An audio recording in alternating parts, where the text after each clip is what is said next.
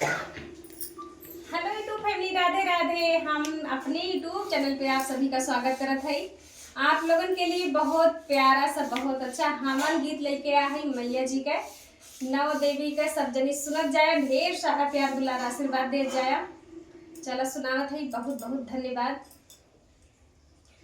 के हो कटावैया मवाला करिता हो मिया करावई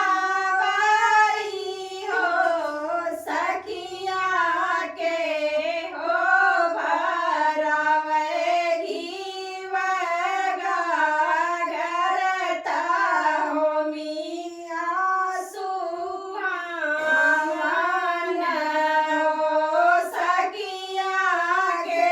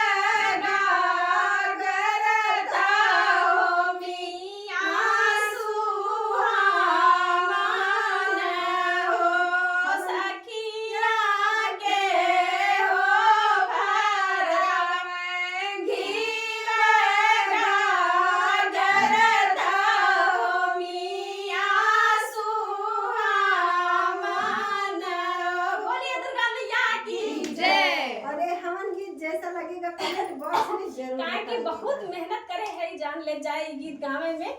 आप लोग सुनत होबा कि देखल जाए। करेजा तो उठा बाटा भैया, हाँ? करेजा तो उठा